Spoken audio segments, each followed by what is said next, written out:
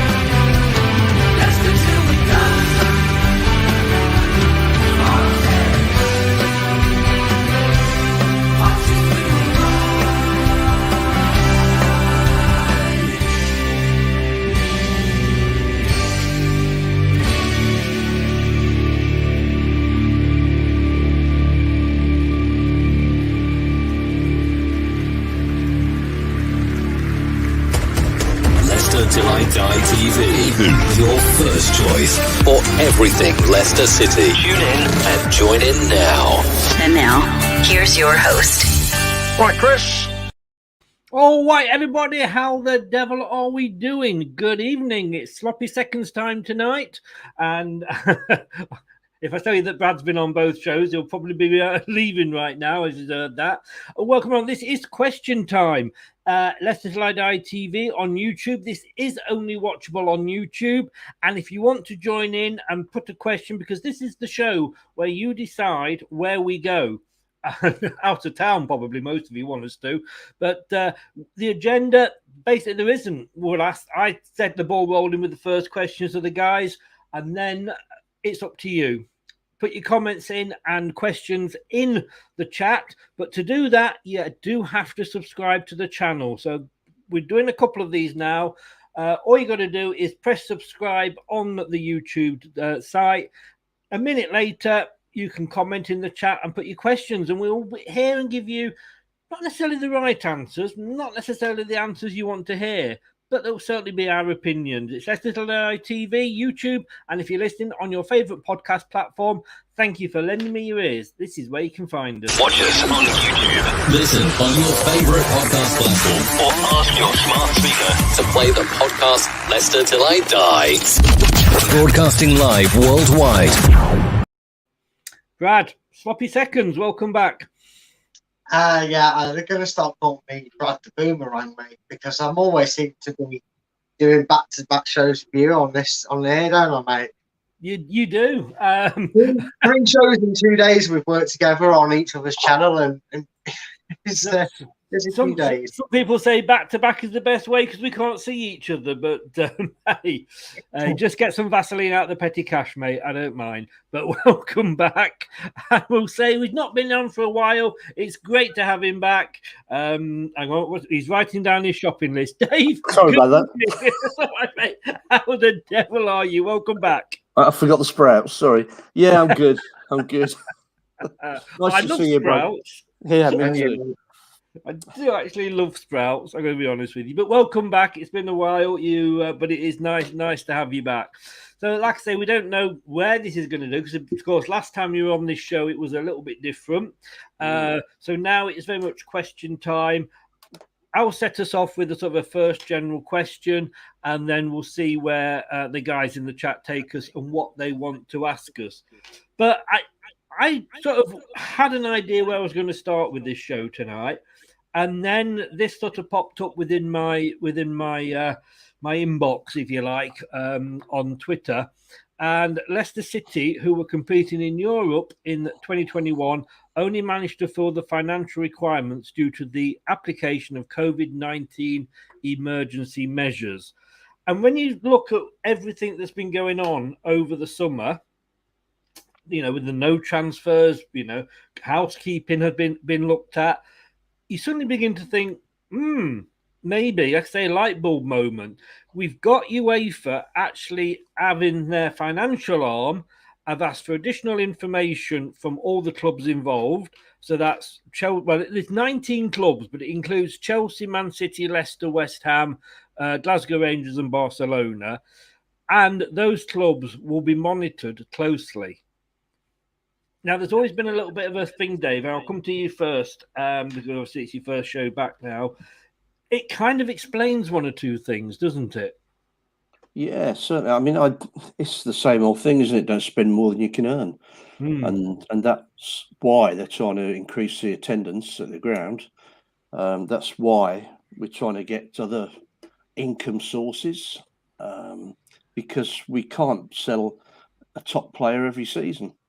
No. We've done it, 5 out of 6 or 6 out of 7, but we're not going to carry on doing it. And why should we? But we have to, else we're in serious trouble. As has worked out. I mean, Brad, does this explain a lot? I know we touched on it earlier, but does this explain a lot to you? Yeah, but I'd be fairly surprised if anybody was that surprised. It wasn't like this was kept in the dark from us fans or Brendan, for that matter, to bring him into it for things he said recently, because, well, we knew the financial fair play was tight. We knew how financial fair play was not exempt, but it was, you were given conditions through COVID, and we accept that the club might have got themselves, in a business sense, behind and are hoping to been able to recoup it and do it. We knew this was going to be the case. What worries me is Barcelona were told, you are bankrupt. You have negative money, so much so that you could put it around the world probably 3 times over. You cannot sign people. You can't register them. Don't do it. And yet they're still able to make deals. But I bet you Leicester and all them other lower teams name in there, with the greatest respect, I'm talking of how it's seen in the franchising world, not in the footballing world. I'm talking Chelsea, how are they going to get hit with it? Barcelona, how would they get hit with it if it happens? And Leicester could prove suffice enough to say, okay, you're more than capable of falling back in the next 3 years, because you get a, what's it called, period, like a breathing period or whatever. Grace, yeah. That's it. So if they can prove that, and this could work in Leicester's favour because of what you just mentioned there, Dave, saying about the facilities, they could go, well, you don't want to lose your football club, and we really don't want to have to sell to protect ourselves in a way. We really love this thing. If you improve it, this will help our financial needs and benefit us all round, won't it? And then that all gets pressured in that corner.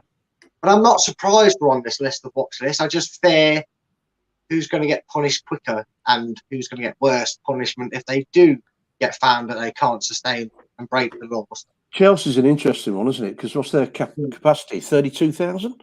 It's 36,000? It's not much more than us. Yeah, I think our upgrade would put us above them, and it's weird to say that. Yeah, because they're not exactly flushing numbers. You think Chelsea, you think at least 60,000. No, Stamford Bridge has been in there 38, 40,000 seater for a long time now. That's the most surprising thing about Chelsea, even under Abramovich, that they never made that jump. Chelsea's capacity, guys, is 41,837. At least put that up to just over 50, wouldn't? Yeah, I'm not that clever that I knew that exact figure off the top of my head. I have got Mr. Google here helping me. The thing that the problem with Leicester certainly is when we have this extension put on, it's only going to add 8,000. We will actually still be below. Only just though Chelsea, because we'll have 40 then. We're only half the size of Manchester United, and it's there's many ways we can go, and I've said this so many times, but we can go, to be fair, the Barcelona route where we buy players, risk it, and then we might not be able to register them, or we might have to sell something off to cover the cost, or we do what Leeds did. And David O'Leary, they risked everything in buying these big names and getting into Europe. They didn't get into Europe. We know what happened to them. And Derby risking everything to try and get in the Premier League, and look what has happened to them. I mean, David, you probably agree. We've been there. We've seen it. We've got the T-shirt when we've been out of business. I'd sooner us finish 15th, 16th, and still have a club to support. It wasn't pleasant that time. No. I remember I was at the Millwall game when Bert said we've come out of administration now, and whilst it didn't feel any different really, it was a great relief. But I think the thing that they're trying to do, they're trying to build on the whole of the ground, aren't they? So there's going to be a hotel that we own. There's going to be flats, businesses. There's going to be was it a 6,000 theatre or something that's used all the time? So that's the extra income.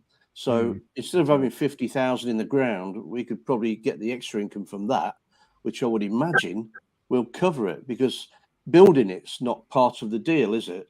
Things like youth development and training facilities and ground doesn't come into it.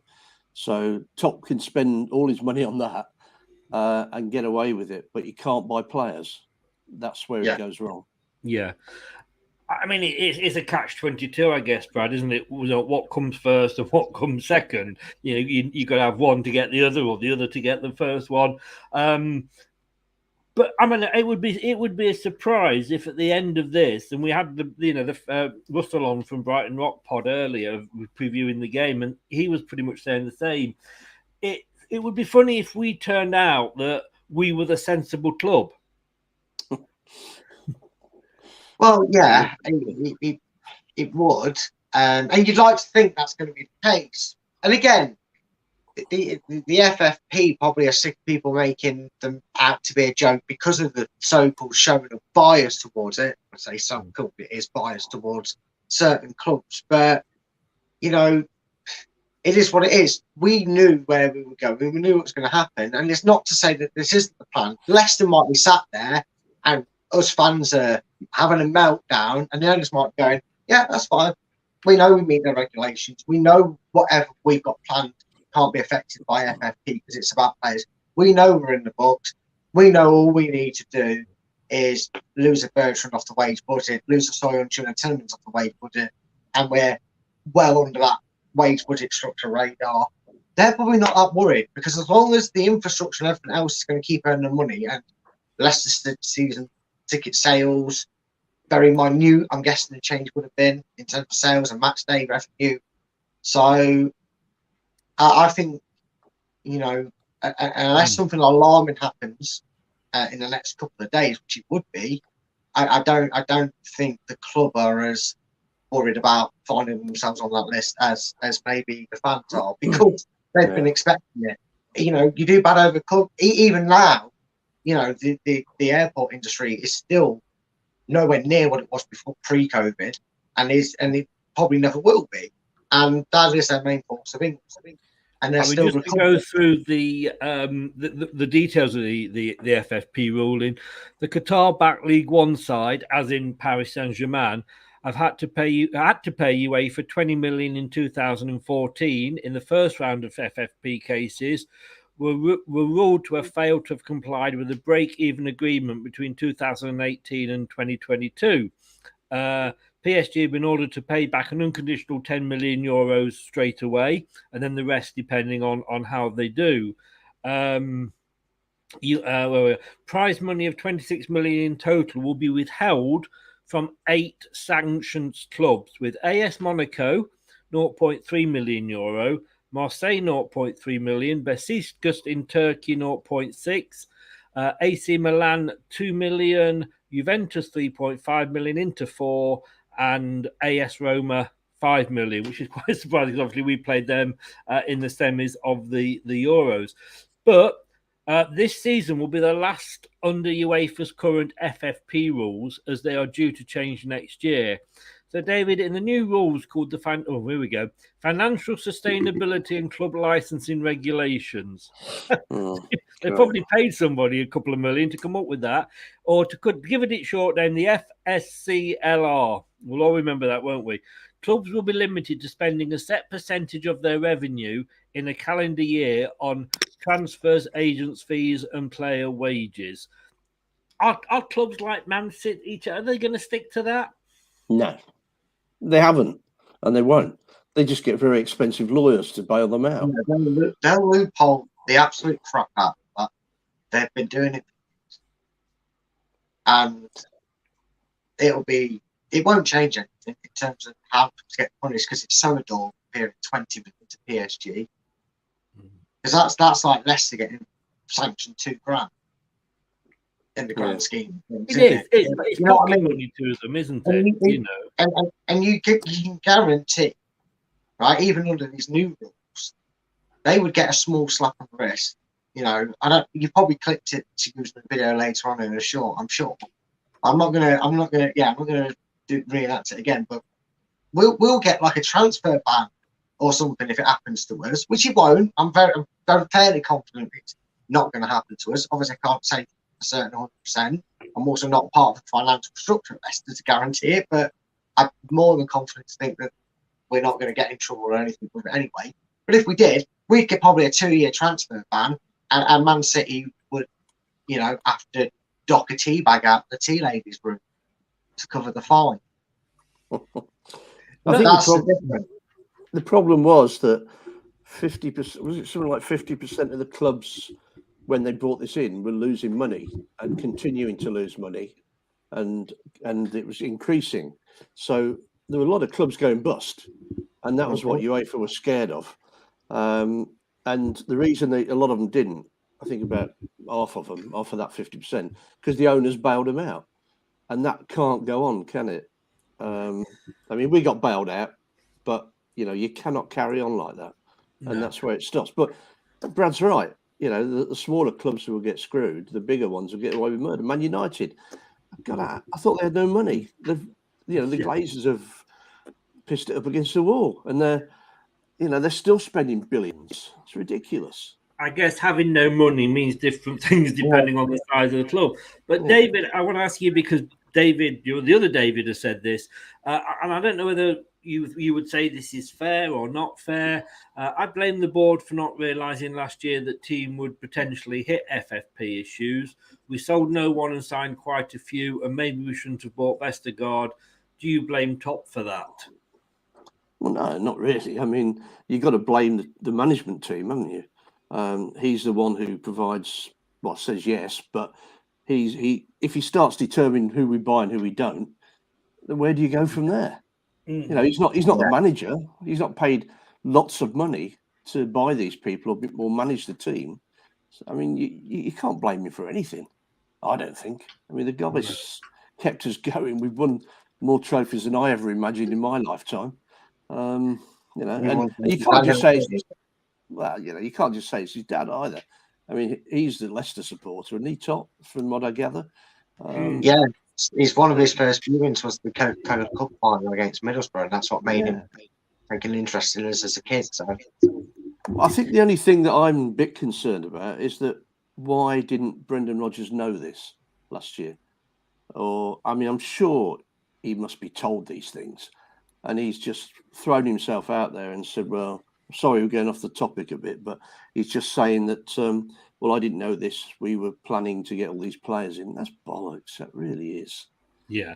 I mean, we will come on to Rodgers next, surprisingly. A few people are asking about it. But, Brad, you made me look at last season. We've been in, we finished 5th twice. We didn't know we were going to get all those injuries. We were, was it 2 points and 1 place off actually getting into Europe that would have got us possibly 50 million. Maybe now is the first time that the council have looked at it and went, we've really got to be careful now. And so he's addressing it now. Whether he'd have done, if we'd have done it a year ago, we would have still had this problem, but a year ago. But then, obviously, we didn't know we weren't going to get into Europe. No, that's true. And I completely agree with everything that Dave's just said there about the transfer scenario. First of all, Vestergaard from Brent. This is from the horse's mouth, or the seal. I'm going to call him the seal because he claps a lot. From the seal's mouth, right? He said Vestergaard came to his club knowing he was brought in as emergency because Fofana was injured. It was an emergency signing, and we had one of the freakish injury seasons known to a club. You're right. He was behind a Martin, Soyuncu, and Evans, and they all got injured to the point he had to play Vestergaard 5 more times than he probably imagined he would be playing him last season. We had so much going on, and that squad on paper, even without the rat snake, is good enough to get into Europe. And you're right. It's just one of them things that it just didn't happen. And had we had that, if we didn't have that dire run with the Newcastle, Tottenham, Everton, and Burnley result, we would have been far better and we would have been far safer. Yeah. This is the season now where they've got to get the act together on the pitch. That is Brendan's fault. But again, I don't see where Top or anything that the board can do anything about it. But David, at the end of the day, Brendan doesn't really get involved in that side. He goes and says, this is who I would like, or this is the type of player I would like. And the board will go away and negotiate wages and the price. I'm sure he doesn't get into the wages and what have you. But surely this is the club acting sensibly. Oh, yeah, no doubt. Yeah. But it's hard to take as a supporter. I was like everybody. I was waiting for us to see who we'd signed. I was hoping we would have done it earlier. But then I still don't get how many days are there in the window? 84, 85? 84, I think it is, yeah. And everybody waits to the last half hour. I mean, what the hell's going on there? I know it's all about politics or it's all about playing the game, but it's just ridiculous. And then the managers complain that the window goes on into the season. So, they have to be a little bit more forward about it and say, look, these are the players I want. Yeah. See if you can get them. If you can't, okay. We have a list. Let's work down the list. I think this season we have not acted as well as we have been in this sort of club that everybody looks up to. It's funny now that Top's only just come out now, 5 games into the season when we play Man United, and explained everything in the in the programme. For me, Top, and I'm not having to go at Top here, but if you're going to do that, do that in the first one, in the Brentford one, so we know where we stand. Don't tell us now when all the rumours have gone. It's Chinese whispers in football. Trouble is, Chris. Trouble with that is people would try to get Fofana for 30 million.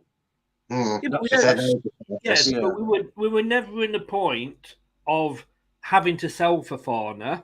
Okay, we hadn't sold Tielemans, which we were hoping for, but was that any different? And Brad, I'll come to you because it was only the same as Brendan coming out. Was it, 2 weeks into the window saying, I can't buy until I sell. Fire sale, everybody. So. Yeah. But again, we say don't shoot the messenger. And in that scenario, we both agreed that Brendan could have worded it a lot better to not give the impetus to clubs to go at it. Yeah. But I would like to flip the question on this, people getting worried about our squad and current situation. Take how Brendan gets them to play for a moment and look at that paper on squad. And let's just look at the hypothetical with the FFP. Let's just say Leicester were banned from making transfers this window. So we haven't got our 2 and only signings. We still lose Casper, we still lose Fofana, but we can't replace them. Let's say you put Soyuncu in and Evans, looking at that squad to fill the void, and we've got Danny Ward in goal, so that's Casper's position gone. Are you telling me, looking at that squad, that even if we couldn't make transfers, like legitimately we were banned from it, would you still have faith in that squad making a challenge for the top 7 or not? Because for me personally, I look at that squad and think there's no way it cannot challenge for top 7. So maybe look, Would you, David? Would you? Well, I said at the start in the summer, I said I was looking forward to this year because if we keep everybody fit, we've got a hell of a chance of doing well. And I can't, apart from playing people out of position, I don't know where the hell it's all gone wrong, really. You can't blame it on morale. You can't blame it on transfer windows. You can only blame it on the manager. And I see the question: are we Rodgers in, Rodgers out? I mean, I'm not an out person. I don't want managers to get sacked, and I do think he's okay, but I think he just doesn't understand. Once he gets to a certain point, I think he can't deal with it. Yeah. I mean, I was screaming the first 2 games at Leicester. I mean, Southampton, the substitution. Well, it didn't happen, did they? Brentford, same thing. We're crying out for it. Come on, guys, we're getting done here. You could see it happening every time. So which side of the fence are you on then? We'll have a yes or no on this before, and then we'll go on to some new questions. So in or out, or shake it all about? If I thought that there was somebody that could take over, I'd say out. But it will cost us a lot of money, and I'd rather him walk. Yeah. But, is that going to happen? Brad, one word, in, out? He's too stubborn. Out. And there's a lot of people saying, and it's going around that he may be trying to talk himself into getting sacked with what he's doing at the press interviews, but time will tell. Ray, good evening. How are you? And I'm to say hello to Jamie, Mark, and Renee as well. Why did we ever sell Canty? I mean, with that one, it's simply because we had the clause in the contract that when he signed for us. So we couldn't keep him, basically. David, hello. We did your question before. And is in or was in evening Daichin. Now, I mean, you were asking then, Harry. Sorry, David. Sorry, I'm struggling with your name. You're going to have to change your. Well, I would if Facebook had let me back in. I would. Yeah. Can you call it like David Dot or something like that? Yeah. Good point. Ant was being quite serious, and in fairness to Ant, he's been Rodgers out for quite a while, but his argument is get Rodgers out now, get Dyche in maybe up until the World Cup window when we can maybe get somebody sort of in is better, but Dyche would give them a kick up the arse. The problem is, I think that when he comes, that kick would transfer into the players kicking the ball upfield, out the ground, and into the River Soar. Pochettino. I mean, it's the one. I think we all would take him, wouldn't we, Brad? I mean, yeah. It's whether he would come and whether he would just do an Ancelotti on us like he did at Everton. He might do, and we might have to accept that in a way. I think it's time we change it. Maybe we don't need someone who tries to be your best friend. As good. I'm not discrediting Rodgers as a manager. I still think he's a good manager. He's at that point where his stubbornness is overruling everything. But is he a good manager? Or let's change manager to coach, because before BT they showed the game, they had Robbie Savage on. I know he talks a lot of BS, but he said if it wasn't, we're lucky to have Rodgers at Leicester. If it wasn't Rodgers, this side would get relegated. Well, Robbie, believe it or not, it's Rodgers that's got us into that bottom three that might get us relegated anyway. And that's absolutely ludicrous. Yeah, if he's a good coach, should he not be able to get us out of this position? Well, that's the thing. You see, he seems to be very good at man management, and he seems to be very good at managing situations to suit him, maybe in terms of how he handles the press, and he's very good at that in that sense.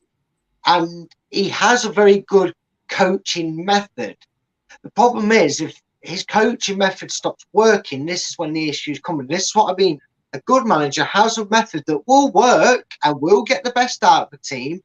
But when he wants to just sort of tweak it even more to his style and get even more of his ways in, that's when we're seeing it go wrong. We were warned by Liverpool. We were warned by Celtic A. Yeah. Hello. Sorry, I was just loading up another screen there. But Harry, I mean, well, Brad, you're right, but he should be. Sorry, Brad, I want to move on and get Harry into the conversation. Can I just reply to Brad for that one? Because Gerrard was interviewed about his time at Liverpool, And he said they tried to compare managers, and he said, "What do you think?" The interviewer said, "What do you think? Who was the best at this? Who's best at that?" And he actually said Brendan Rodgers was the best tactical man and the best coach, whereas the others were best man management. So that seems to have gone the other way around, doesn't it? Because I agree with you. Yeah, he can put his arm around people, but he's got no backup from his staff. Nobody came up to him there and said, "Brendan, you got to change it. It's rubbish." You know, nobody helps him. Yeah, I will agree. At least he is being a seal on the sidelines, because you don't see a Colo and all the rest of the stuff there with him, like some of them do, trying to say, "Gaffer," you know, because what do you see in a manager sometimes? And they don't admit it until they're like a Neil Warnock. They don't admit it, do they? But they sometimes go, "Okay, mate, I've got to sort this one out. Gaffer, you need to switch it to this and this, like we did, because they're killers on that side." Nice one, mate. Which is why you have assistant managers, isn't it? But, well, I think the Brentford game was a classic on that one, because I saw things happening at the back when the play was at the other end that you think, well, hang on, he's struggling. He's really in trouble, or he's out of doing this. And nobody else was watching from the touchline. I looked at the touchline and they were all sort of huddled up like this. And, you know, I mean...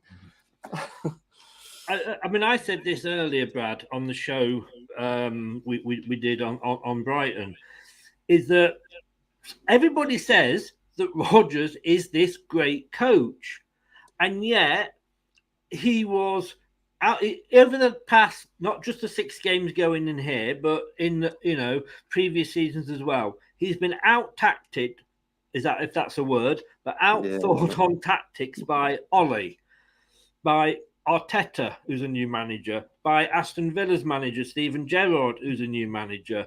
All these people that have been managers, Ralph Huthenhall, who's had 2 9-0s against him, out-tacted him earlier in the season and sat there at 2-1 up and said, "I know how we can get out of this." If he's such a good coach, Harry, why is he? Why are all these younger managers, less experienced managers? Sorry, David. This is. Can you put a name badge on? Yeah, it isn't my fault. This is the fact that he's got 2 names on Facebook. But David, why is he being? If he's this super coach, that everybody says he is, why are all these other managers with less experience coming and making him look stupid? I had a thought the other day when I was driving back from the Southampton game. We were bullied against Southampton. Not just on the ball, but off the ball as well. And we had nobody to, even Vardy didn't give it back.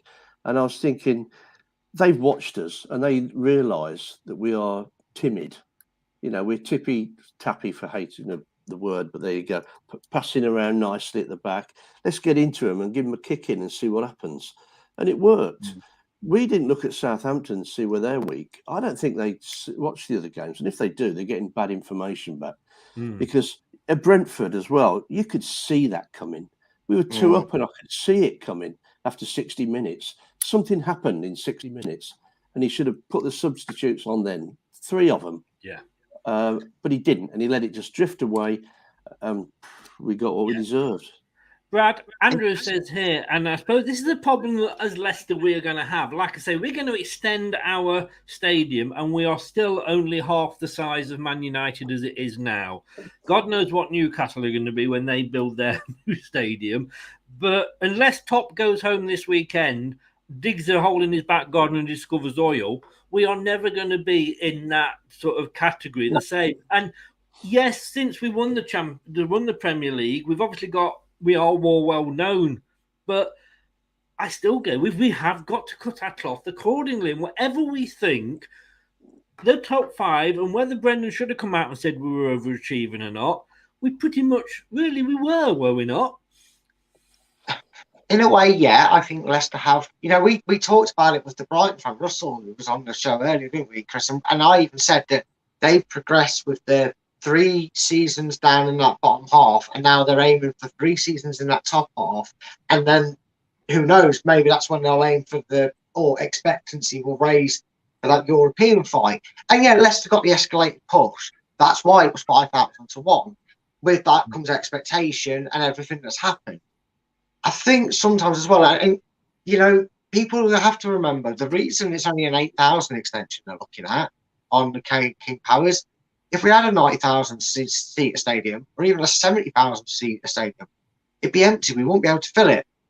Again, the Premier League, right, made Premier League win and the FA Cup win and the European finishes didn't just shake the footballing world or that, it shook Leicester's attention. You know, you could go to, you know, you never could go into a bar around the world in like America or whatever and find one of them English bars and you wouldn't see a Leicester shirt for the light of day. You wouldn't even know what you're on about. I thought we were talking about sport. Maybe cricket at best if you win in India because they love cricket. I don't even know if they watch the England stuff over there. I doubt it, but still, you know, you wouldn't have got Leicester recognised on the map. But whereas every other team has about 20 shirts on the Wall of Fame at these pubs, Leicester probably have one or two. So they're still not big enough. You've got to match your target audience, if you will. And right now, Leicester are more than capable of pushing that to about 40 with continued success. I think with the stadium as well, we've got this extension. We can always extend later on, but let's not end up with a big white elephant. I mean, look what happened last time we actually moved to the King Power. There was then Walkers. You know, we were actually playing in the second tier. I'm going to alternate sort of the questions a little bit now, but Mark, for David here, let me just, in fact, I'll tell you what I'm going to do. Just so that I get this right, because it's annoying me, because I nearly said Harry again there. Right. I am going to stick that on my computer so I know what I'm calling. Brad, I know you, mate. I know you. You're all right. Don't worry.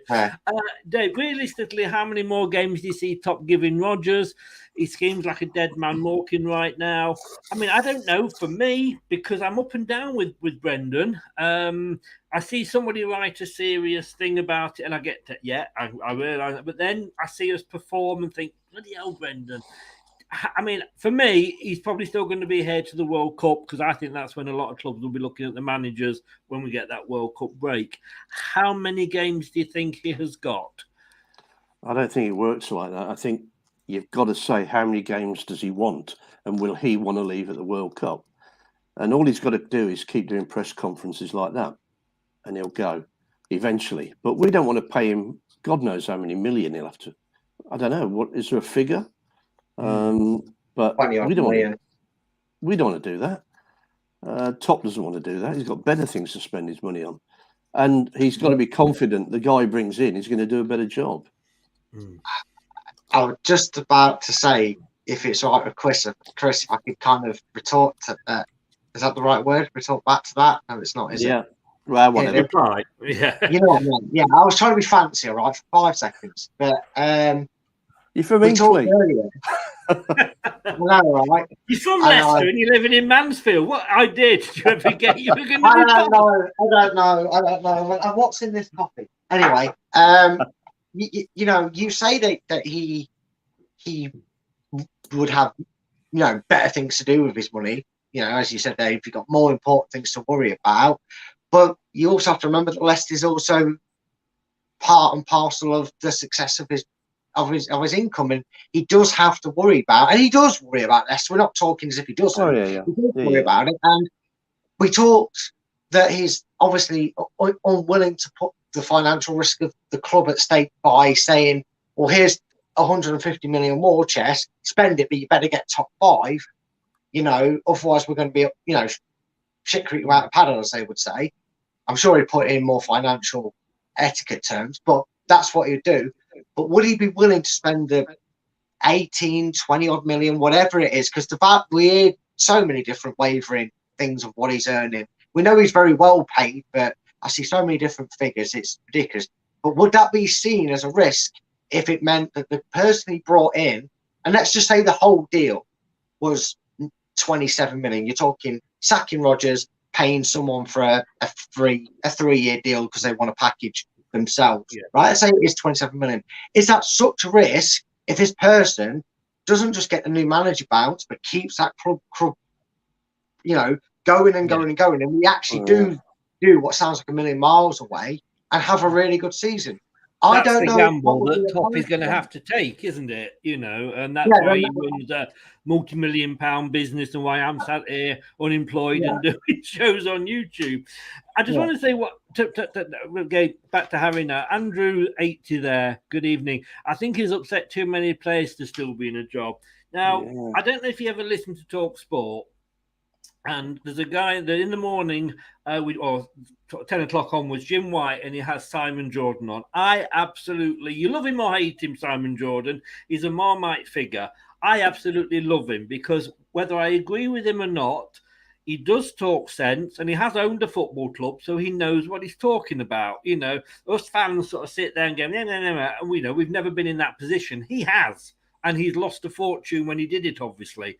Now, he came out the other day and was very, very critical of Fofana and his parting shot in his thank you post.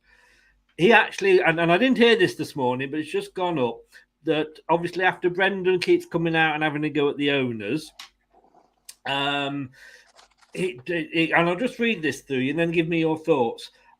Talking on TalkSport this morning, Simon Jordan said, the tragedy of that instance is that Brendan Rodgers is in a very difficult position where he can't improve the squad, but that squad of players is still good enough to be more competitive than they're currently being.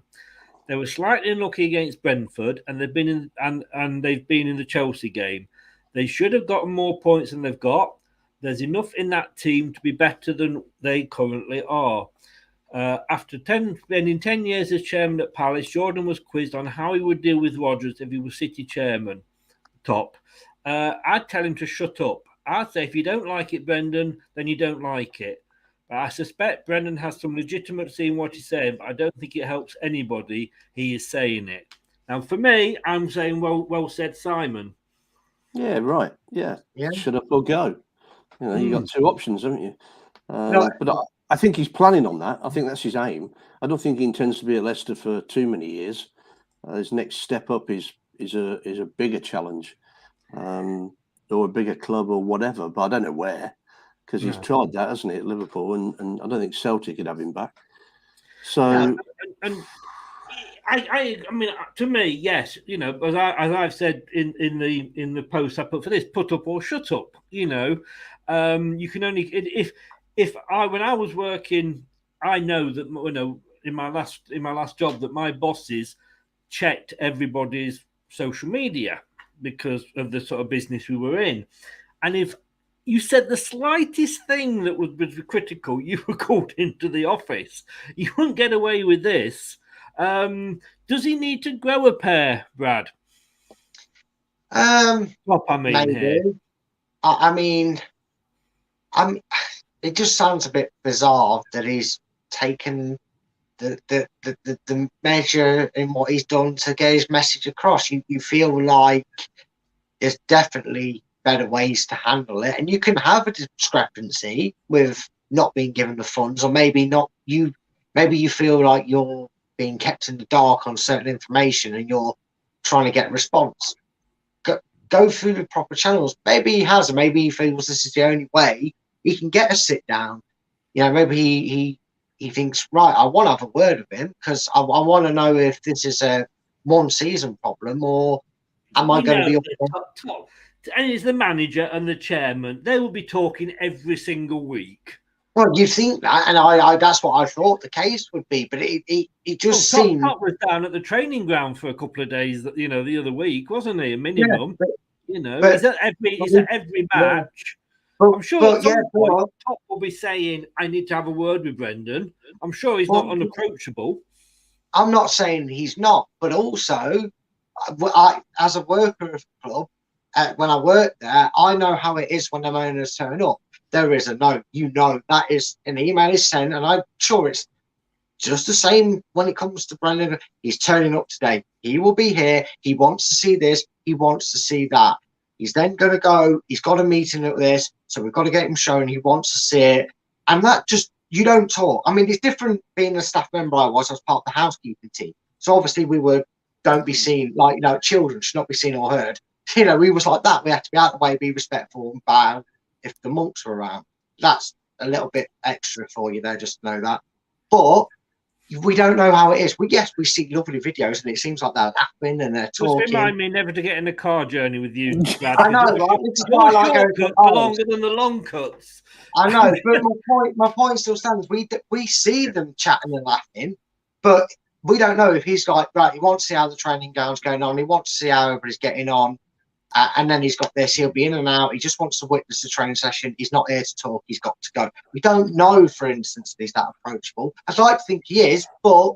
Yeah, I think when you're running a company the size of King Power, you speak to managers. One thing, Brad, I reckon, Rodgers doesn't take the blame easily for himself. No, he would rather blame everybody else than himself. Well, he's thrown everybody under the bus, totally. And this is what's going on now. Brad, Dave, you see, you got me out with names. Let's move on because come on, John, hurry up. Come on, every question was taking about half an hour. And we're still going to be about 3:00 in the morning. Harry, Dave, for God's sake, I'm not even reading my own sticker. You're going to have to. Easiest thing is just go and change your name, Dave. Okay. Ant says here, I don't think Top has any say in terms of transfer and that side of things. He's the bloody owner of the club. Surely he has every say. Not necessarily in which players. No. I'm not saying he has to say in which players, but he will have a say if somebody comes and says, oh, we want to spend £40 million on this player. You're not going to say that there's nobody, either Top or one of his very close advisors, has not got his eye on that. Because let's not forget, it's not just Top. His brother and his sister are also on the board. And Susan Whelan, running the. I think what Ant's saying is that he doesn't have any say, or doesn't have any say in what players we have, which is right. But if Rodgers comes up and says, "I need 50 million," it's, I'm sorry, we haven't got it. Then, and this has been the argument, hasn't it? They reckon Rodgers identified all these players in the summer without knowing we didn't have any money available, without selling. I mean, I can't. Yeah, but anyway, does that regardless of the situation? They're hopeful to bring transfers. And again, that was a little thing for me. That it's like, for Brendan, that's your job. In fact, I'd be annoyed if he came back and went, "Well, I didn't make any plans over the summer." Maybe he was trying to say, "I'd like to have known that I was going to be restricting my plans," which I get. But again, that's something you discuss when you're communicating with a liaison between yourself and the owner. If that's how it's done, things that's how it should be done. Just certain things, I'd hate to think that he's deliberately trying to get himself sacked. Let's move on. I can say so much. We were supposed one question per person, but this one is yours, Brad, so you can actually talk on this one. David S. Ant sent it to David S. What do we think about Rudkin, John Rudkin? He takes a stick when everything is, going bad, but he very rarely gets the credit when we make brilliant signings. Yeah, and it's kind of like, you talk about Marmite in people. I think sometimes, we say it about pundits. You said Simon Jordan, you either love him or hate him in your opinion. And for some reason, people just don't take a liking to Rudkin because maybe they like the manager, maybe they like the staff, they don't have anything against them. So it's kind of, who's the next person in charge? Rudkin, it's his fault it went wrong. But then we all seem to have short memories of what their job description is and what they do. Because when it's a great player, it's, oh, what a find. Great scouting staff, great management to point that out. Well done, Rodgers or Powell or whoever is in charge at the time. Whatever. So great signing. Rudkin, no, fuck him. No one cares. It weren't him. He didn't do anything. He just sits on his arse all day. But are quick to go for him because, of the likeness manager. I do feel sorry for him because he does deserve more credit than he gets for the job he does. Yeah. Did it again, Dave. Dave. Andrew here says, how many managers would come with no transfer budget? Although I think would find them some money. I mean, like I say, we've said this many, many times. How would Pep get on? How would Klopp get on? If they worked at Rochdale or an Oldham or a Stockport where they didn't have any money. And it almost seems like Brendan saying, I'd like to get new players in. I've got to refresh. But surely if you were good, you make the best of what you've got. And this is the team that, don't forget, like we said earlier, 2 fifth-place finishes, an FA Cup, a Super Cup of England. And it's, we've not much changed in that squad. But it seems that we've got worse every season. We're playing pro-type football again now. Well, yeah, because every time the fullbacks get the ball, they're looking to go one way, and that's back, and that's dreadful. We have for the last year or two, but that's how Rodgers wants to play. He warned us when he came here. He likes to play from the back, but we're not seem to be getting out from the back anymore. Well, I'm going to say he's playing from the back and there's sticking at the back. Yeah. So the possession last night was about 60-odd%, wasn't it? Something like that. Yeah. And I have not seen Vardy that far back in our own half since the Powell days. I haven't seen James Vardy be forced to defend that deep. Something that Rodgers said he wasn't going to do. He was going to manage his age and keep him more up the field for that reason, for his burst of pace that he's got. Yeah, he can't play on his own up front anymore, can he? No. I mean, we don't play the right balls for him. He doesn't. He's too old to do the chasing he used to do for 90 minutes. He needs help. I play him behind somebody. I know it's difficult with Maddison there as well, but I'd be tempted to play him because he's a clever footballer now, Vardy. He's not just a goal scorer. But I think, who was it last night you were talking to, Chris? Him and his son went to the game. Oh, Craig. Craig was saying that when you're a defender or a midfielder, you need people to move. We don't move. We do little training steps like they do before the game on the pitch, which is all well and good and entertaining, but nobody's really moving for space. And, we're just sort of reacting to things happening. We're not making it happen. And you'll never do any good. Yeah, we play preemptive passing, Dave. You can see by the movements and the pass. When they don't mix, it's because the run hasn't been made. And we see it all the time. They always make blind passes at time because it's like they're told, play 5 yards in front of where they are, and they're supposed to do it. And that doesn't help it because the way he has us playing, that 5 yards becomes a 10-yard, becomes a 15-yard gap. And that's why it's so depressing to watch at times. I know you guys didn't rate Tielemans last night, he's not at his best, but at least he was trying to put those through balls in. He was trying to make them happen, and when he did try it, he lost out sometimes. So he made errors, but he had no option unless he went backwards. And this is the coaching bit, isn't it? This is what the coaches should be doing this, and they're not. The coaches are doing it because of Brendan, aren't they? Well, that's what I think, and I tell you, I've hated coming to this conclusion because I'm not the sort of person who wants a manager to leave, apart from Ian Holloway and a few others in the past. But that's about it. I don't want a manager to leave, but hang on, let me just get my list out. Yeah, Frank McLean. These 7 managers. Well, I could name 7 worse, but it's just we like chucking everything away that we've achieved over the years now, and I can't see how it's going to stop. This is what I was saying, Harry, before. Harry, Dave, you have it tattooed on your forehead or something for me.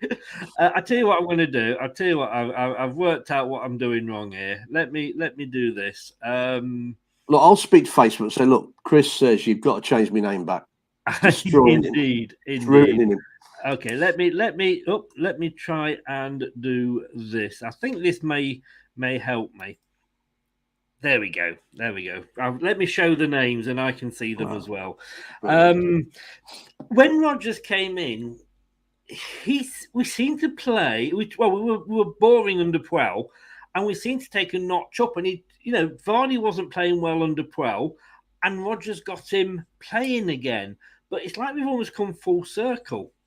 Yeah. And he's taking us, back every season.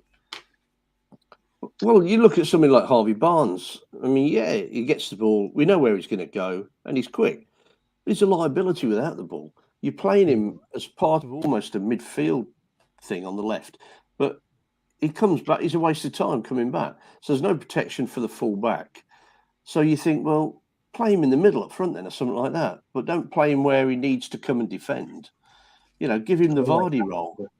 I mean, it might work, it might not, but at least give him whatever he's doing now. He's not working, and he looks a shadow of the player he was. And he used to cut in and drive at the goal and scare defenders. It's gone. At West Brom, question, haven't I, for this? We said this about other managers. who must not be named. You know, we all remember he actually didn't do too bad in his first season in charge. You talk about Ranieri riding the wave of Pearson. I almost felt like for Brendan or any manager, it could be anybody who took over if they were doing the same right now. Brendan is the man who's doing it. He had it on a plate. All he knew he needed to do was give that team the freedom. Go out and show me what you do.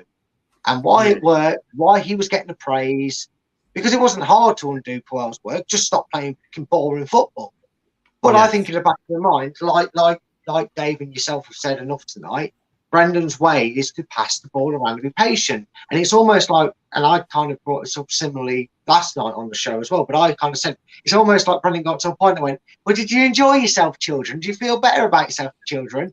Yeah, good. Now you're going to do it my way. And that's what we've come back to. That's why we feel like we're back in the Puel days, because we feel like we took them back in prison. But play backwards. Yeah. Jumping back to Dave, how many managers, Andrew says here, would come with no transfer budget? And that's the thing, we were likely to get a Poch or somebody like that. And this was, again, a very good point that Brad mentioned the other day. I think it was in your show, Brad, about managers not coming from lower divisions. You know, if you've got a manager, like when I'm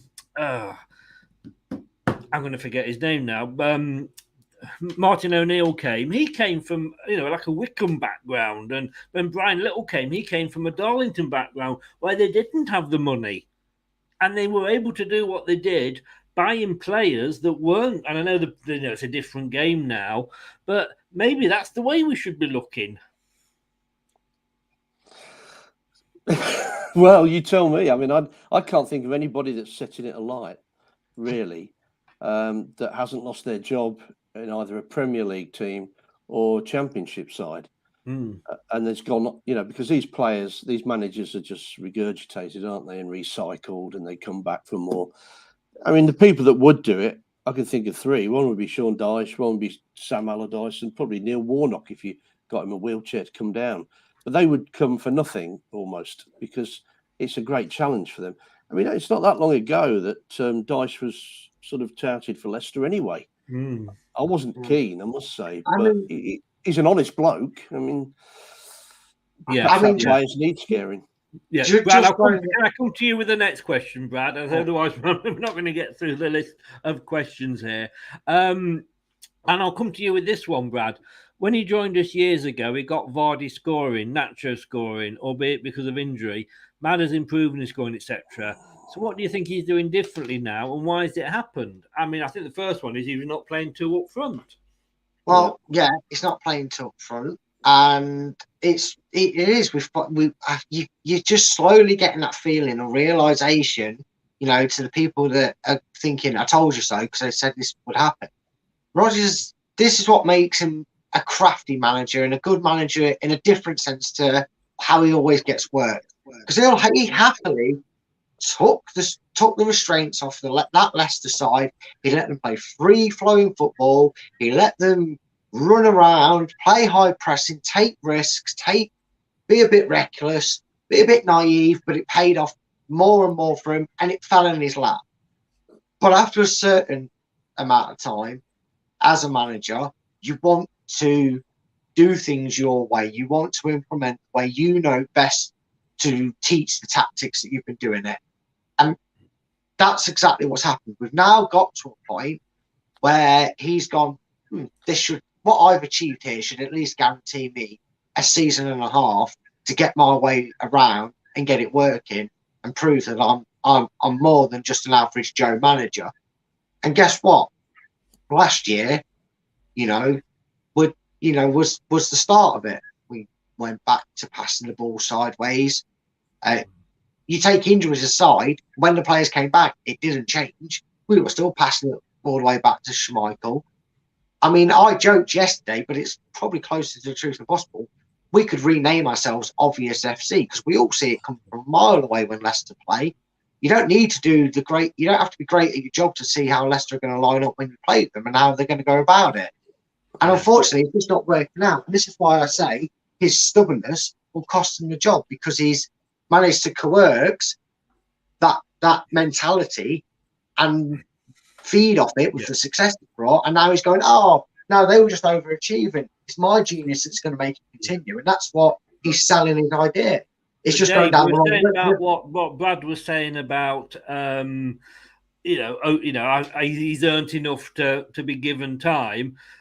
Ranieri, let's be honest with you, you could say what Ranieri did was a hell of a lot more than what Brendan Rodgers did. Okay, we know Ranieri came in after Pearson, etc., etc.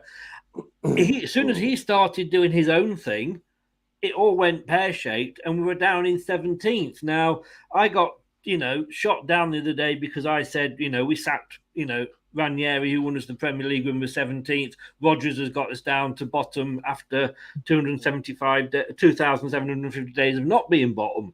Oh, it's only sort of 4 games in, but are we still going to be saying that in 10 games? Oh, only 10 games in, don't worry that we're bottom. And that's the danger. Managers don't buy themselves time, do they? Otherwise, Ranieri would still be would still be here. Did Ranieri play sideways as well? That's what caused off the problem, wasn't it? The second season, he started playing. He changed it, didn't he? He had that one good season, but it didn't keep him. You notice when anybody gets the ball when they're playing that. I don't know about you guys, but I suddenly get a cold sweat coming on, and the players seem to panic. They want to get a marty. I mean, God, we play. And at least with your teams you pick for Sunday, we've got defenders in the back 4, which is good. I'm not seeing that for a long time. We're playing midfielders in the back 4. I mean, let's just give Brad the manager's job because he picks a damn sight better team than Brendan does, in my opinion. I wish he would pick that team, but he won't, will he? Clearly. He won't. And Marty will be straight back in if he's. He's not fit. Fingers. What's wrong with? Do you know what's wrong with him? He's not fit. What's up with him? He had a flu, apparently. It's just. I thought. I was getting all excited. I thought he was dropped or somebody. Don't be silly. But Brad, Terry's made a very good point here. Dropping into the Championship could cost 150 million. So a payoff to Rodgers is peanuts in comparison. And we can't sit here and say we're too good to go down. How many teams have said that in the past? That team that Brad can't mention. Yeah, I can. Leeds, Newcastle, and Blackburn. They were some sides that were too good to go down, weren't they? Not what happened there. They had some good players when they went down. It goes on, doesn't it? The list goes on. I mean, definitely not a thing. But again, it goes back to the point we were talking about earlier. 20 million sounds like peanuts if you make a genius cut in terms of getting out of the danger, because quickly in terms of, I know it'll always go, well, Ranieri only had a 17th, but I think there's no smoke. It cannot be the way the owners are showing patience with Rodgers and they did with Powell, and he wasn't doing anything good at Leicester, and they still showed a hell of a lot more patience than they did when they first came to the club with Powell. There has to be no smoke without fire in terms of going back to the point here. Is it worth taking that risk that what would cost us 30 million would cost us a hell of a lot more if we drop down? Well, I'm fairly certain that the owners do have a period in mind, and that may alter and extend or shorten if results aren't positive. These next 5 games are pivotal. Maybe not for the outcome of Leicester's season, but definitely for a certain man's job. And I do agree. I am 100% the idea that money talks to a point, but 20 million drops a couple of million if it's a month later, whatever. It suddenly becomes a bit cheaper to sack him, and all of a sudden, you talk about a man that, what manager would come to a club that can't spend in the summer? The only manager that's ever done it in the Premier League era, Tottenham Hotspur's manager, Pochettino. It's the only club still to never spend on a transfer window in the summer. Well, he was already in there, wasn't he? He didn't come in. Exactly. So he'd be used to the struggle in that sense. Paying that outcome, even if it was to keep the club up and we were having that disastrous of a season, it's far better than hoping we go straight back up from the Championship to rebound from the 150 million loss of Championship football. Don't matter how good your finances are, that's a big hit you cannot recover from so easily. We've seen it over the years. It happened to us. Yeah. I mean, Dave, I got it right. Hey, I like your thoughts on this, because we did this with Brad yesterday, and we looked through the sort of upcoming games and how many points we could possibly get from there. Now, Brad came down with 0 from the next 5 games. In fairness, I didn't do much better. I came down with 5. However, in fairness to Craig, he came out with 10. He was a bit more upmarket. So it'd be interesting to see. I mean, looking at the games we've got coming up, and we've had, you could say, a hard start, because we've had 4 of the top 6 in our first, 7 games. We've got Brighton obviously away on Saturday. We've then got Villa at home, and they're fighting for their lives and possibly the manager the same as we are. Then we're away to Spurs, God help us. I mean, we can't beat them normally, and look at the way they're playing now. Forest must be absolutely licking their lips at the thought of coming over to the King Power. And then, we're down to Bournemouth, who, well, again, they've got something to prove. How many points, could you see us getting from those? Yeah, I've got a bit of a problem with all this, because my head says different to what my heart does. So I think with your head, mate. Go with your head. 2. Really? Yeah. And where were you seeing those 2 points coming from? He's in your end of the table here, Brad. The last 2 games that you mentioned, those people at home and then Bournemouth away. Really? Wow. But you can see more than I can see, mate. But I mean, Brad, we should be looking at these games. I hate doing that. Because. Yeah. But we should be looking at these games, and I've got to be honest with you. You could argue that Brighton's going to be tough, because they've had a great start. They lost last week, but they're up there in 4th as things stand at the moment.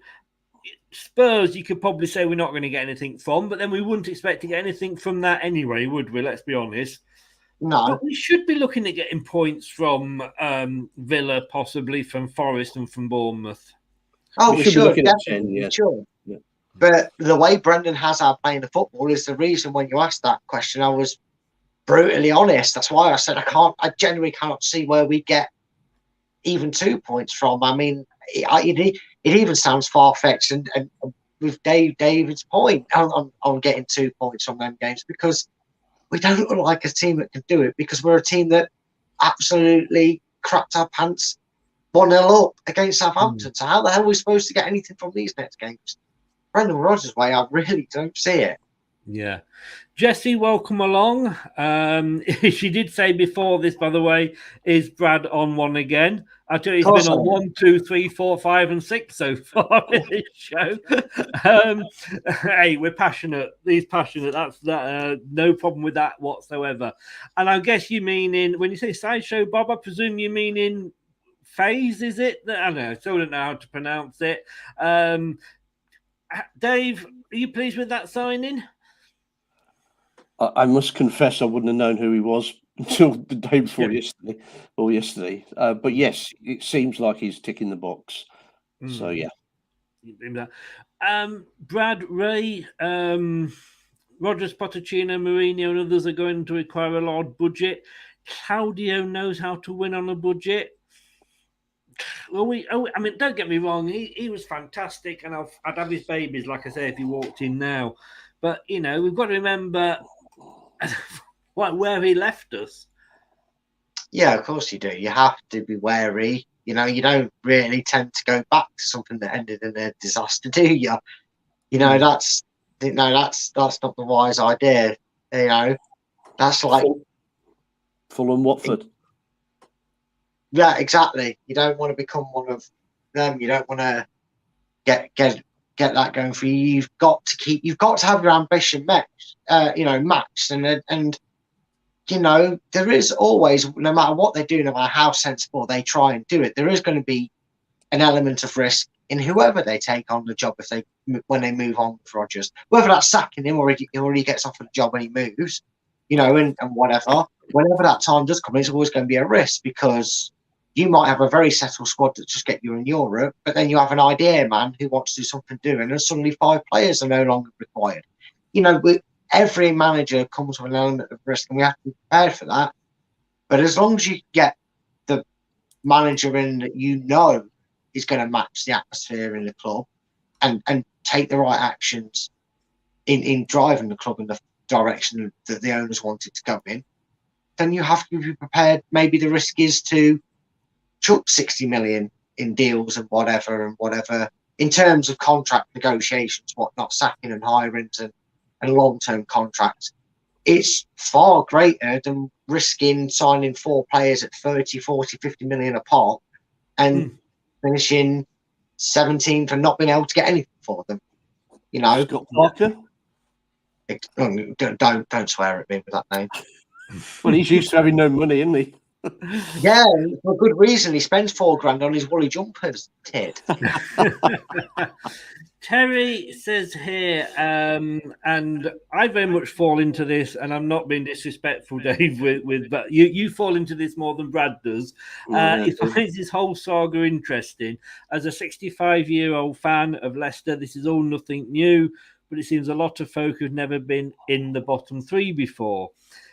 If we go back 12 months, Dave, Arsenal had a really bad start to the season, and you know their fans were pretty much like we are now. Oh, get the manager out, change the manager, blah blah blah, and they ended up finished 5th. But by the time it got to match day, well, let's have a look because we've played 5 games so far, haven't we?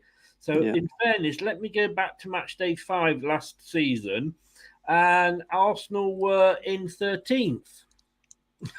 They'd gone up and they got 2 wins. I don't know where our next win is coming from, but we have been here before as Leicester fans, haven't we? Right, I think Terry. Yeah, I agree. I mean, I remember the '60s when we were, a team that could have won the league. I remember the early '70s when we were a team that could have won the league. But I also remember 77, 78 season. I think when McClintock was in charge, we couldn't score a goal. So yeah, we've been there many times, but we've never won the league before. We've never won the cup before. We won the Charity Shield once, but that's about it. So this is different times, and the times that me, you, and Terry remember, hopefully are long gone.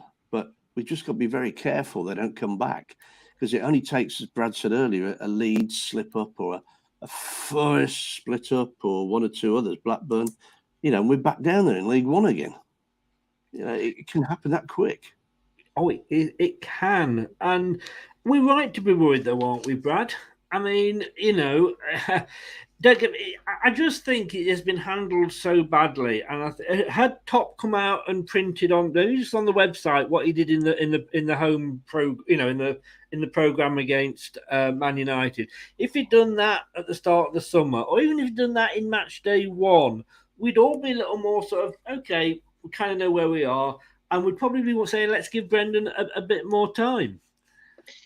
Yeah, I don't know if so much we're worried as such, because I don't think, we're nowhere near in a position into the season to be worried about where we're going to be next year or where we're finishing this season.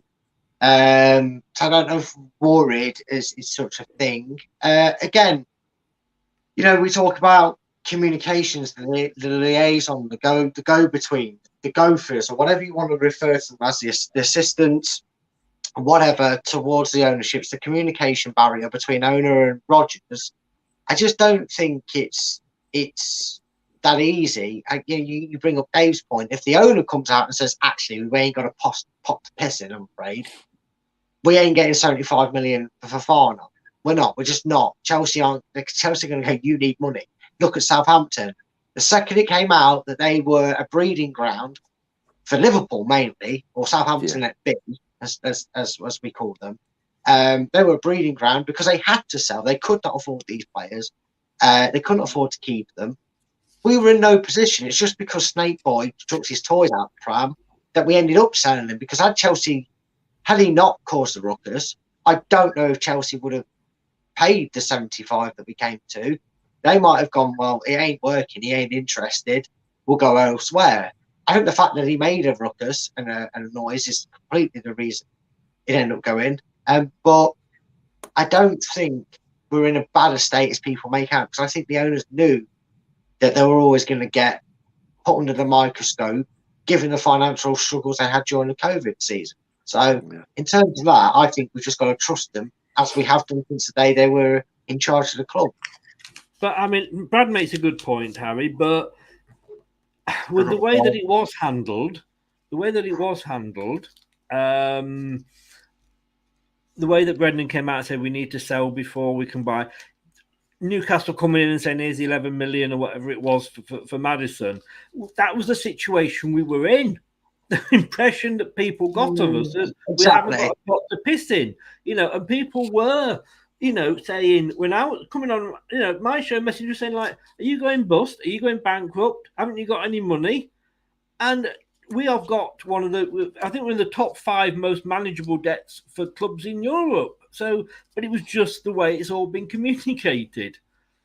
I don't think, you're right. You couldn't have come out any sooner than the Man United programme, because that would have been bad. But something's gone wrong seriously somewhere from the joy of the start of the season. And I do think it was just that last 30 minutes against Brentford. And that has caused a domino effect where suddenly then we got lost to Southampton.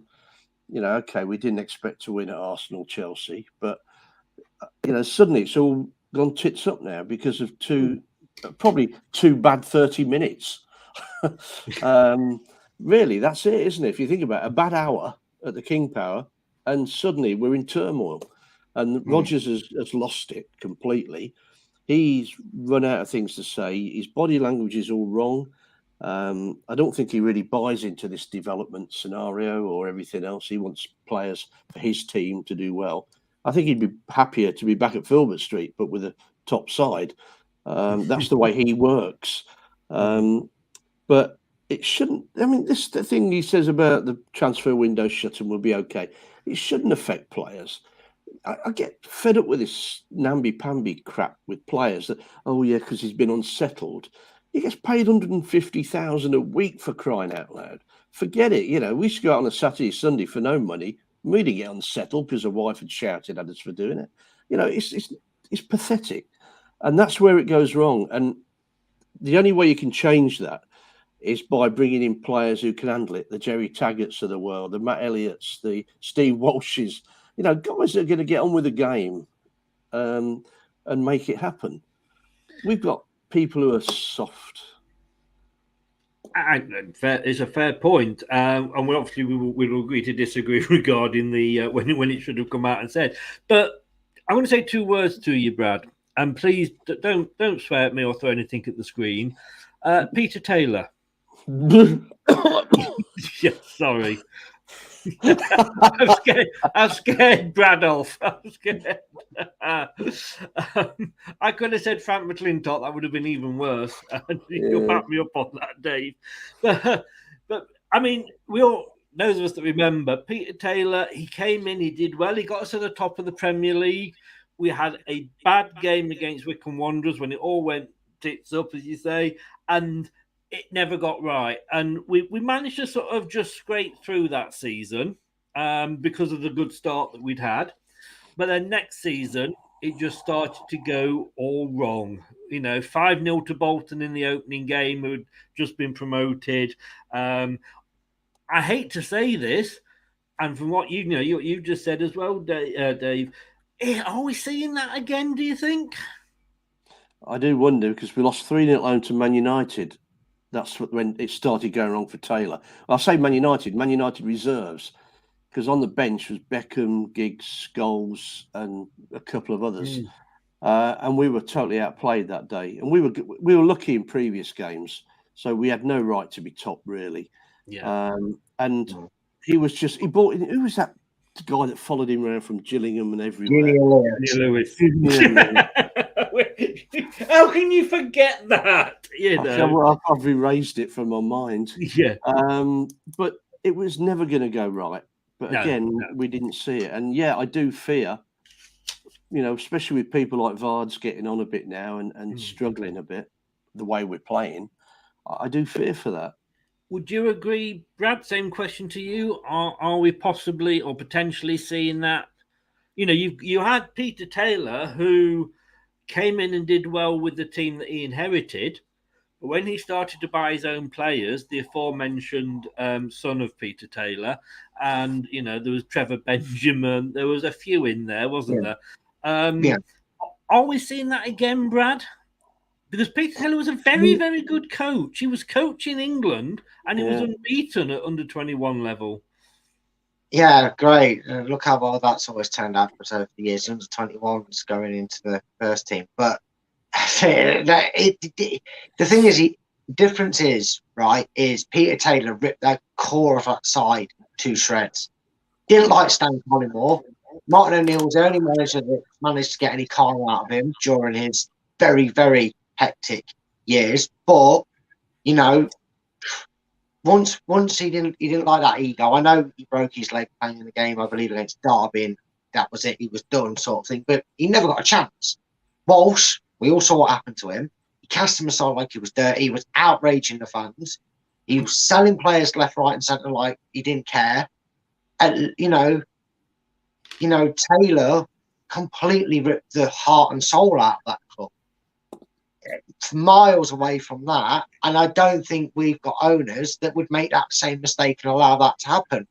Leicester naivety saw the success and then went, okay, you've got free reign, actually. We trust you. We really trust you now. Here's a transfer budget. But hey, he ruined it.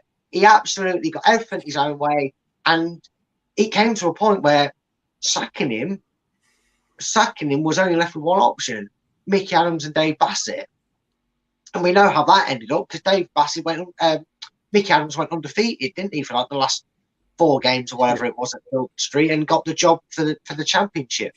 And I don't see that happening. I think our owners are a lot more wiser, a lot more stable in finance. You're saying there, Brad, a manager that had made some very dodgy signings. Vestergaard? Third choice. He made that very clear. There's a difference. He's not gone out and sold Evans. He's not gone out and sold the core of that team. He has kept the majority of it together. Yes, we're at a point with Casper's gone. He's 35. We offered him a 1 year, and he's offered him a 3. I'm not going to begrudge that for both partners. Didn't he try and get rid of Samari, though, Brad? Didn't he try and get rid of Samari? Well, he did try, because the players seemed to want it to. Something's happened. And you can't say that. Yeah, he was. Well, that's why he made my team. You know that by mentioning it earlier. I was really impressed. And clearly, we talk about his individual man management, which gets bigged up by players that never even played with him. They go on these podcast things and they talk about him. And to back that up, something's clearly happened to make him more favourable with Brendan. And that's why we're seeing it. So I think there's a saving grace, and I think we're at a point where the owners will go, you've got X amount of games, and if you turn it around, we'll encourage your grace period to keep it going and show us that you're the right man. I think that's how Leicester, kind of like whatever, what's the instrument that you play like that to make the music, record or whatever it's called. But it's like that. It's extended grace period will depend on results. It won't get to a point where they go, oh crap, we gave this bloke 40, 50 million to spend, and we can't sack him because it's Dave Bassett in charge if we do, from October to whenever. And they kind of had to pray and hope Taylor wouldn't relegate us. These owners will pull the plug if they feel it's detrimental to the club safety of staying in the Premier League. Yeah, they will. Yeah. A question that Scott's put to me, Chris, you made the point about Arsenal last season. Just remind me of how many signings they made that summer. Probably not. Well, it certainly that summer they paid 50 million for a defender from Brighton, who's Ben White. That's him. So they spent 50 million on a signing. I'm not sure, but at the end of the day, I'm comparing the two. I'm just saying, that we should be by now starting to move out of it. I'm sure there are worse teams than us in that division, but are they playing worse than us at the moment? The answer to that is no, they're not. that is the difference. Yeah. Dave, let me come to you with this one. We're also forgetting that as much as we hate he who shall not be named, he did make us a much better team. And who knows which of those last few games we would have won with him in defence. It is a very good point. I mean, he did make us a better team. He was a great defender. That's why we got 75 million for him. But we said the same about Mahrez when he went on strike, when he was emotionally distressed and couldn't play for us. Mahrez probably cost us a European place that season. Yeah. And I find it astonishing. Maguire gets booed, and he was probably the most professional of any of them. Yes. Yeah. Yes. Because he carried on playing. He didn't whinge. He didn't say he wanted to do this, that, the other. And he was always going to go. Not necessarily in his mind, but he played on. Brilliant. Trained every day. So, I mean, I got used to it. Kante went. Why? Because it was Chelsea and he won a title the next year. And then you expected it every year. And that's what we've got to stop happening. And if we can do that by building a bigger stadium, by building shops, hotels, whatever, then so be it. And but we will always have that probably not in my lifetime, won't we? Yeah. We'll always be just Leicester, in fairness, just as Brighton, wherever they finish, we'll always be just Brighton. We'll never be seen as one of those bigger clubs. Not now. But like I say, it'd be interesting with Chelsea, depending, they're not the best of starts. Be interesting to see if anybody comes knocking for him in a couple of years' time. I want to say this one to you now then, Brad. There's a lot to blame Rodgers for, but I'm willing to say last season, whilst team selection was suspect at time, injuries made a huge impact on us. And that's probably why, in fairness, David, team selection was suspect. And I was very much defending him last season and saying, let's wait until we've got all the players back. And we kind of had a bit of a good run at the end of it. We were beating teams. But what's happened this year then? We've got all the players back. Well, I mean, you do look, you can sympathise with it to a point, because I can totally understand we're basically having to play a midfielder through some points that season. He had no choice to play a midfielder at the back. That's how bad it was. Maybe we excused that as the reason we were playing a bit more negative, a bit more deeper, and we weren't playing that free expressive football. But now he's got them players back, and he's got them players ready and available, and he's had a full pre-season with these players, minus some of these players that have their head swayed and whatnot. We have more than enough professionality on that in that dressing room to focus on a game for 90 minutes a day, or midweek or whatever. And I just don't buy it anymore. I think a lot of people were expecting to go, see, Brendan did want to play two up front. He did want to do that because of it. No, he ain't got them reasons. This is why we're hearing similar excuses or different excuses now that he's coming up with. And I think that's what's really frustrating a lot of Leicester fans is maybe some of us were daftly hoping that this style of play was temporary because we didn't have these names. It seems to be that that's not the problem. The problem is it's just Rodgers and how he goes about things. Yeah, we're still playing patiently, aren't we, at the back? We're just not putting that through ball in now. We're still playing exactly the same way, so we have to put the ball through, and that's not happening. I mean, you heard it in the Manchester United game in the crowd. Yeah. You could tell the second someone started inkling their shoulders back towards the goal, the crowd went, oh. And it wasn't because they were going backwards, it's because they knew, they say when you play chess, you have to be like 4 or 5 moves ahead. Yeah. Well, you're already 4 or 5 moves ahead of what Leicester are going to do. The second they start turning the goal, it's going to go out wide to Stanier, he's going to pass it to whoever. And by that I mean Amate, Ndidi, whoever's playing at centre back, who's then going to pass it to Evans, who then's going to pass it to Thomas or Justin, who then's going to pass it back to Evans, who's going to pass it back to Wood. We know the next 6 passes of Leicester, and that's the most infuriating because FC obvious of Leicester can be spotted how they played a mile away, how they play football. As Craig said, if there's nobody moving midfield or up front, and I did notice. They weren't making space for themselves. If they're not, FC, that might be a better name. Finally, we can move away, and somebody's asked something else, not about Rodgers or the transfer win. But I mean, we knew it was going to be. We knew it was going to be that. It's a bit controversial, but I do see where he's coming from, and it is a very good point. Let's go to Harry first, to Dave first with this one. I knew it wouldn't last. Taking the knee has it had any real effect in curbing racial prejudice in football? I don't know. You said keep it brief. I'll tell you what I do know. We spoke to a lad from Newcastle, didn't we? Yes. In July. Yeah. And he said it doesn't make a difference and he wouldn't do it. Yeah. He was a black Geordie, wasn't he? A lovely bloke. What's his name? Yeah. His name John Sinclair. John, lovely guy. Lovely guy. Yeah. And he was against it, I think, if I remember rightly. Or not against it, but he was sort of, didn't really care either way. Yeah. So I can't answer that question. I'm not black. But I think if he answers that it's not a big deal and it doesn't work, then I think that's good enough for me.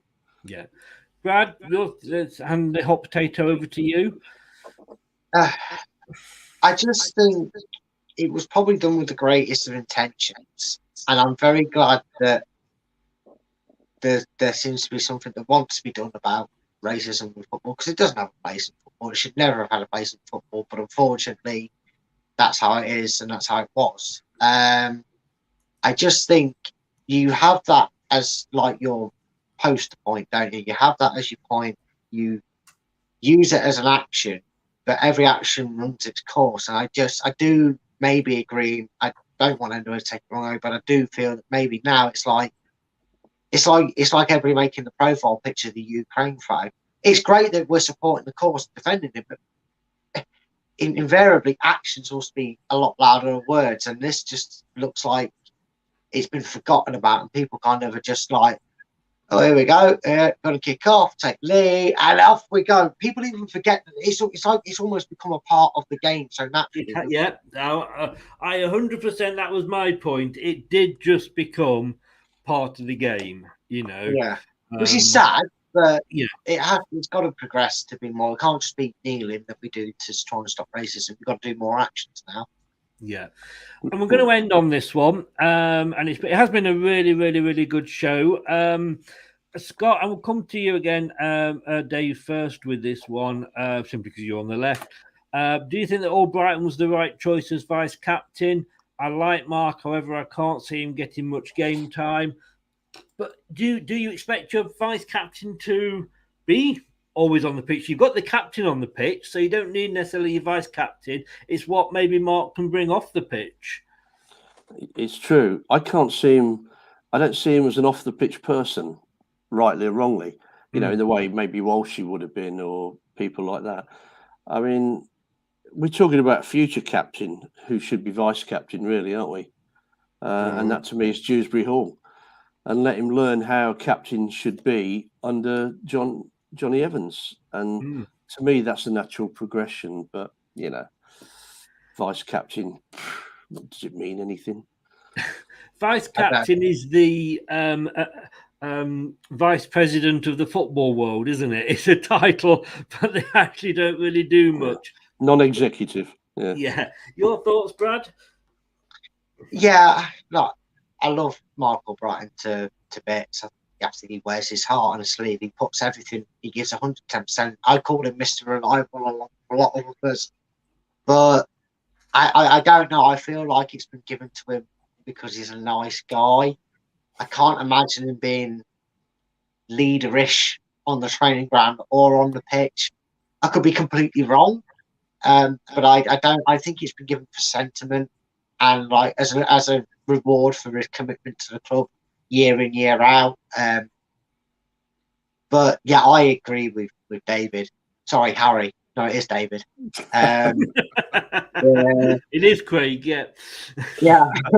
No worries, yeah.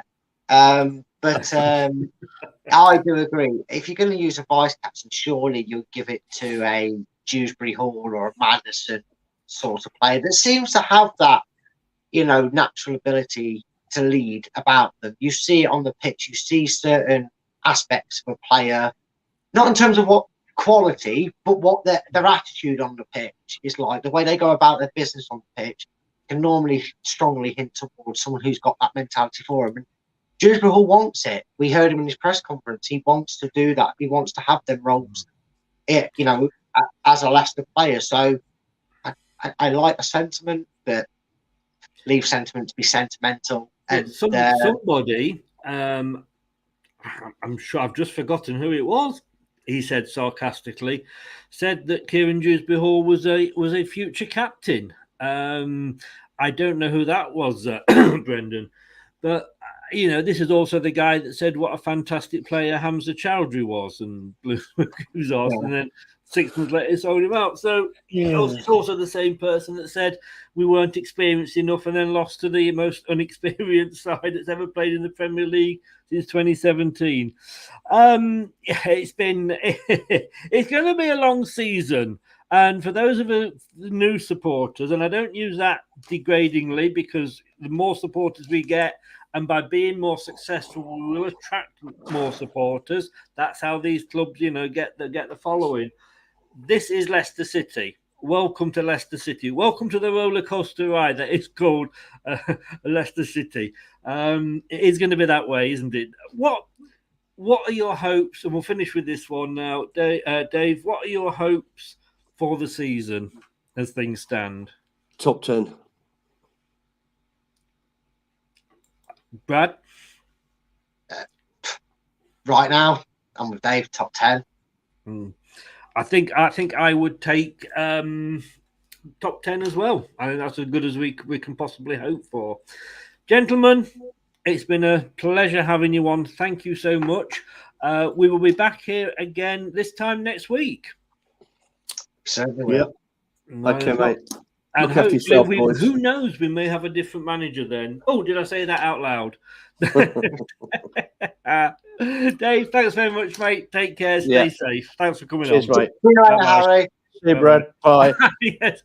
Bye. Oh, there we go. And Craig, thank you for coming on twice tonight. I do appreciate it. But you will be seeing me on Sunday night. Yes, I will. I can't get rid of you. I get a day's break, and then I'm back here again doing this all again. Maybe discussing about breaking news of a sacking. Maybe we'll be cheering the fact that we're ever closer to the Derby points total of 11 because we've picked up a point. I won't say all 3 because that sounds even more far-fetched, but we might have 2 points on the board. Who knows? Hopefully it's better than what we have been able to talk about, to be honest with you, in terms of match results. Cheers. Ken's just added in here, was that last-minute bid for Jack? No. I'm not going with that. You nearly fell for one, did you there, Chris? I did nearly fall for one, and all that's going to do is don't know who he is, but let's put him on a timeout. And it'll take him to the end of the show then.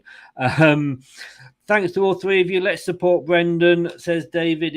I suppose, yeah. I mean, support him. I'm not one of those, and I think Dave will, and you'll agree with Brad. I don't want us to lose just to sack a manager. No, and I also don't want a manager to make us pay bad to get sacked either. So, that's a fair point. Yeah. Scott ends it all here with my hopes: Villa, Forest, and Wolves relegated, and we end up comfortable from relegation. I'd take 17th now. I wish you'd worded it better. When you said Scott ends it all, golden. No, we're doing that. Brad, thank you very much, sir. I will see you Sunday night. See you Sunday, mate. Cheers for having us on. Bye-bye. You nearly started it off again then. Thanks, Dad. Dave. One day, right, if he does not change his name on Facebook, I am going to go mad. You can go Dave Harry or Harry. He's got to change it. I will be back on Sunday.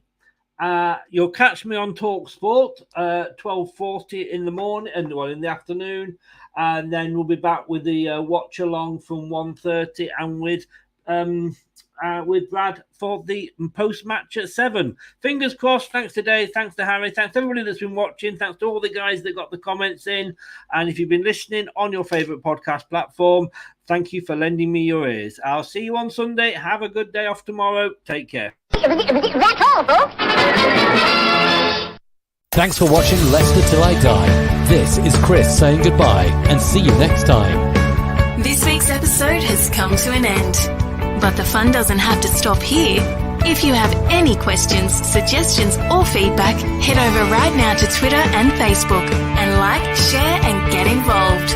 Join us next time.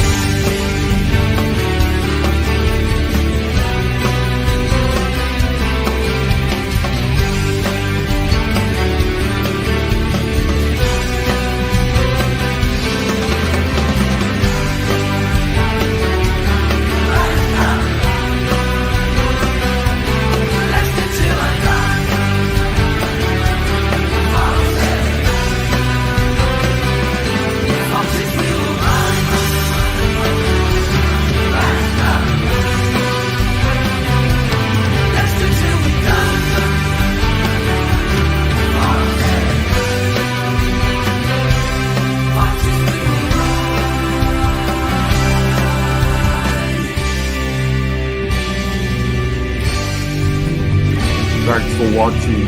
These videos are tremendous. You better like them too, or I'll be back.